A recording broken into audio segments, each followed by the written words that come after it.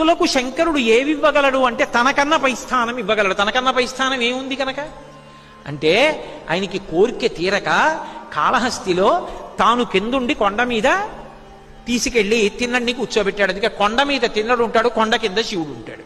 ఉరి నేను కింద ఉంటాను, నువ్వు పైన ఉండరా అన్నాడు. భక్తులంటే ఆయనకి అంత ప్రీతితో వ్యవహరించి భక్తులకు అన్నీ ఇవ్వగలడు.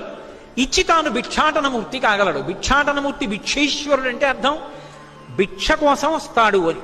భిక్ష కోసం వచ్చాడు అంటే తనకేమీ లేనివాడు అని. తనకేమీ లేనివాడా? అందరికీ అన్ని ఇచ్చేశాడు కాబట్టి తనకేం లేనివాడని కాదు. ఉరే నీకు అన్నీ ఇచ్చానని అనుభవిస్తూ ఉండిపోవడం కాదు. నీ బుర్రలో నాకు చోటు తరించిపోతావు, మళ్ళీ పుట్టవలసిన అవసరం ఉండదు. నీ బుద్ధిని నా చేతి కపాలంలో భిక్షగా పెట్టరా అని భిక్షాటనమూర్తి మన ఇంటి ముందుకొచ్చి నిలబడతాడు మహానుభావుడు ఉదారుడై.